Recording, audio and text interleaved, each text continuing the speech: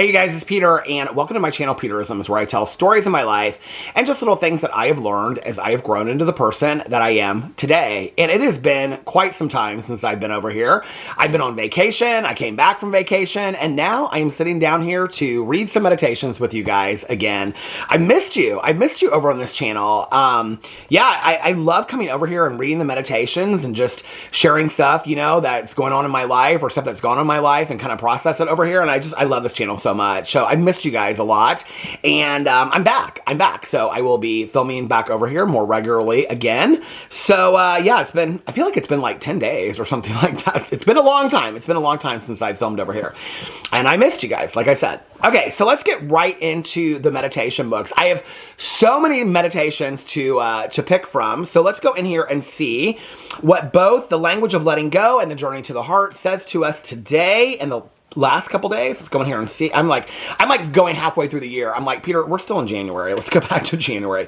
Today is the 21st, and the meditation is Wants and Needs. Yesterday was New Beginnings. Let's go back and see what the other ones are. Owning Our Power, Gratitude, always a good one. Acting as If, Prayer, Standing Up for Ourselves, Accepting Anger. These are all good ones.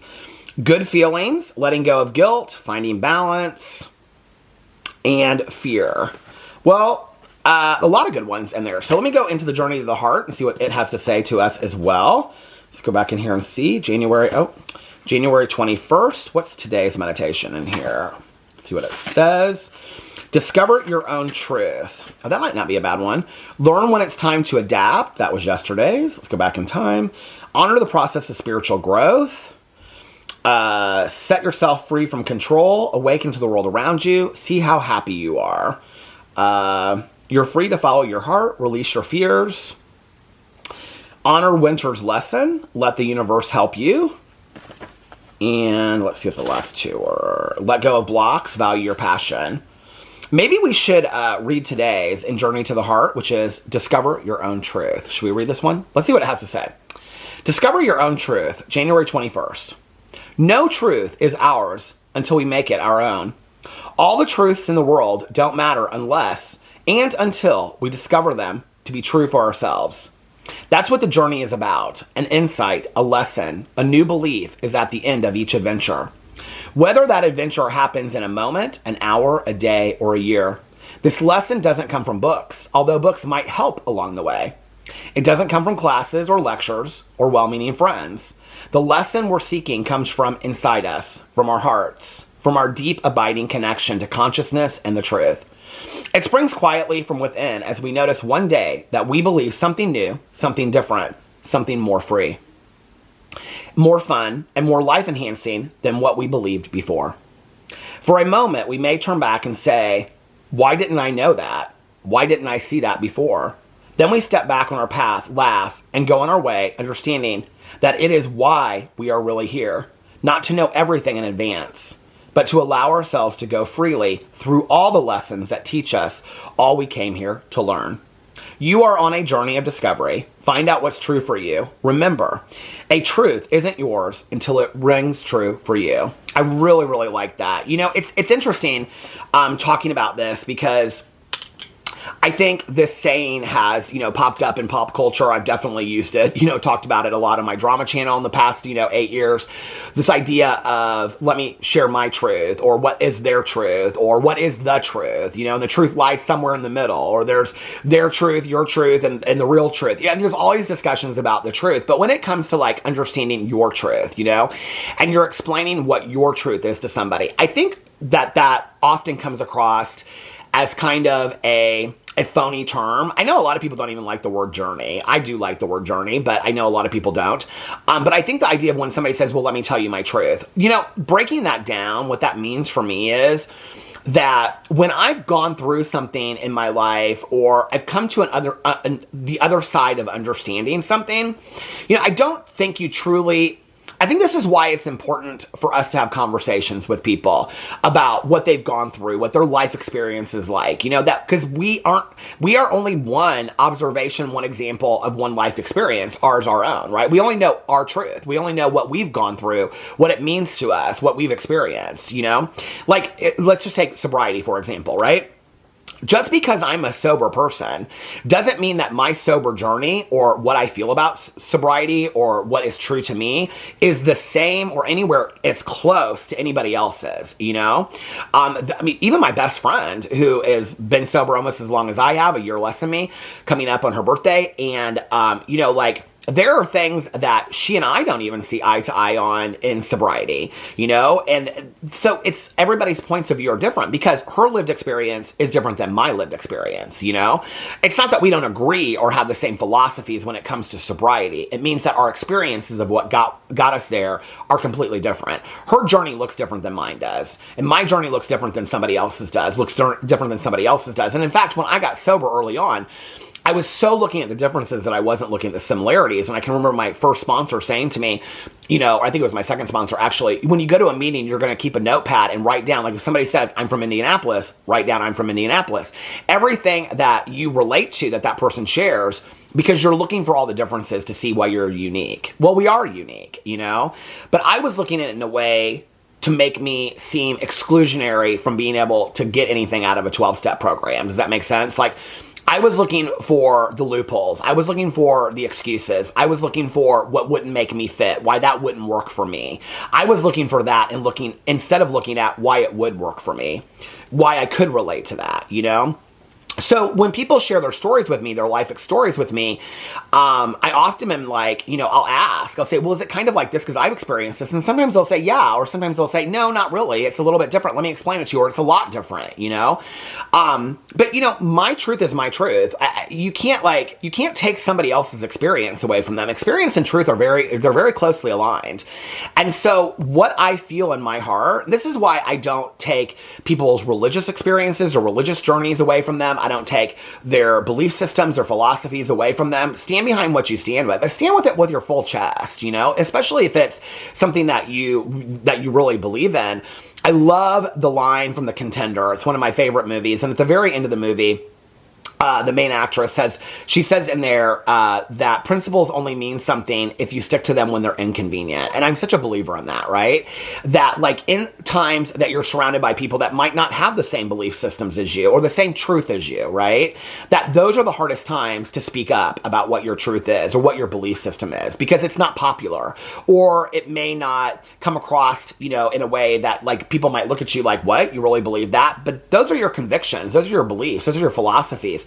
At the end of our lives, okay, what we believe in, what our philosophy is about life, about equality, about family, about spirituality, about love, all of those things, they make up who we are. You know, I can remember my mom passed away and she said, do not get attached to my body because when I'm gone, I'm just a bag of soul, like my soul. Well, if you think about that from that point of view, what is our soul?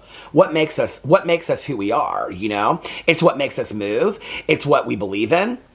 It's what our convictions are. It's what our morals are. It's what our values are. It's what we stand behind. It's who we love. It's how we love. It's how we forgive. It's how we apologize. It's how we make amends to people. It's how we take responsibility or don't take responsibility for actions. It's how we move through this world. It's all of those things that make up who we are, you know? Are you a liar? Are you honest? Are you a liar in some situations, honest in other situations? You know, like that's what makes us up, you know? Are you a cheater? Are you this? Or, you know, are you a good-hearted person? Or are you an evil-hearted person? Like, all those things make up who we are. It's not this. It's not the physicality of us. It's those things. And all of those things together of who we are make up our truth. They make up who we are. It might not even be something that we can define in one sentence, right? But there have been things in my life that I feel so closely to. Like, I feel like that is my truth. Like, I can't even think of an example right now. I'm trying to, but like, when it, you know, like, I like, okay, here's one for me, is that I do believe that love is stronger than hate. I really do. In my life, I've experienced that love can move mountains in ways that hate can't, okay? I will tell you that at many times in my life, I have been very moved in the direction of anger and hate and animosity and just anger. Like, anger has just seethed in me, right? I don't seem to get a lot accomplished when I'm very angry or resentful or miserable. I just, like, that doesn't achieve a lot for me, you know? Maybe, like, I have, like, told on somebody or gotten my story across, or, you know, I'm talking, like, 30 years ago, 25 years ago, you know, even before I got sober sometimes, you know, maybe, like, I like, really proved something about somebody, but really in the long run, what does it really matter? My happiness was compromised by that. Happiness, joy, and love. I think when I look at what qualities would I want a higher power to encompass, those are the things I want. You know, compassion, love, kindness, understanding, forgiveness. And so if those are the things that I would want in a higher power, then those are things that I would want for myself as well. And I'm never going to be a perfect example of that, because to be a perfect example of that would mean that I'm God, and I'm not God. And so those are things that I'm going to work towards for the rest of my life. But when you talk about my truth, right? My truth is my belief system based on what I've gone through. My truth can also change at any moment, you know? My best friend says this, I've said this in tons of videos, that my opinion can change at a moment's notice. Have you ever believed something so firmly? Believe something so firmly. Like, I'll remember years ago, like, I've been vlogging for about 6 months, and woman reached out to me, and she said, based on her religious beliefs, that she thought that homosexuality was wrong, blah, blah, whatever. But she had witnessed, like, my husband and I interact. She had heard me telling stories, and what she realized was I'm really no different than she is, except for who I love. She really realized that through watching my vlog, which for me felt incredibly powerful, right? And she said her opinion had changed. Well, that's her truth, you know, that she no longer felt the way that she had felt before, you know, that I was of a different class level than she was because of just simply being gay. And that was just because of my vlogs. That was just one person sharing their story. You can go through something, witness something, you can watch a movie, listen to a song, you can experience something in life, happy or tragic, and it can completely change your truth. Your truth can also change at a moment's notice. Mine has many times before, you know? I mean, a firm example of this is I have been so pissed at somebody from 20 years ago. My feelings were so hurt. And then all of a sudden that person walks through the door and I see them and my mind is flooded. And I'm not talking about in abusive situations. I'm talking about my feelings were just hurt, like a friendship fell apart or whatever, you know, 20 years ago. And that person walks in a different situation. And I mean, I had this happen to me when I came back going to meetings, that person walks in and it's like my opinion changes, you know, like I've shared this story many, many times. A dear friend of mine was one of the reasons why I left going to meetings, you know, that we had this huge, like, argument between each other. And then when I came back, it was my second meeting. My first meeting I went to with my best friend, Tanya, and the next day I went to a noon meeting, and he was sitting right next to me, and he whispered to me during the meeting, he goes, "Can we talk after the meeting? I think I owe you an amends." And we met after the meeting, you know, and he's allowed me to share this story. He's like, "I love when you share that story." You know, and we went outside, he goes, "What you don't know is that while you were gone, I went back out. Like, I went back out and started using again. And I'm back in, and I see things completely differently now, right?" And he's like, "I didn't treat you very well, you know?" And I had to own some shit too, because I didn't treat him very well, you know? And he's one of my dearest friends today. A man that I could not stand. A man that I couldn't even stand the sight of. Didn't want to hear what he had to say. Couldn't be bothered with it. Nothing. My opinion changed that moment. That moment, I saw him as a human being that suffered and had pain as well. And I saw him in a completely different light. And the friendship that we have built as a result of that, he is one of my dearest friends today. One of my dearest, dearest friends. I would do anything for him, and I know that he would do anything for me. That's called your truth changing in a moment. Because he whispered to me during the meeting, "Can we talk after this meeting? I think I owe you an amends." You know, it changed that quickly. I've had a million moments like that in my life. I think the challenge is staying open to your truth coming out, the truth being exposed to you, to yourself, allowing yourself to see the truth and what you're going through, instead of standing closed and being like, "No, I don't want any part of that," you know? I think often we're afraid that sometimes the more human we become, the more feeling we become, the more emotional we become, that sometimes we see a truth in something that scares us. Because we didn't want to see that truth, because we were raised to see a completely different truth, you know? I have so many friends of mine. I mean, I was raised in a very liberal, open-minded home, but I have a lot of friends of mine that were not. And they were like, "It scares me to see this because that was not how I was raised. And I don't want to see things," you know, because then it changes everything about how I was raised. Changes my entire perspective, you know?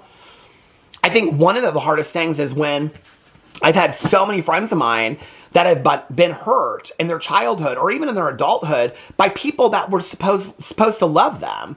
You know, and so then their confusion is, does love equal pain? Does love equal suffering and hate? No, it does not. Love and pain are not the same thing, right?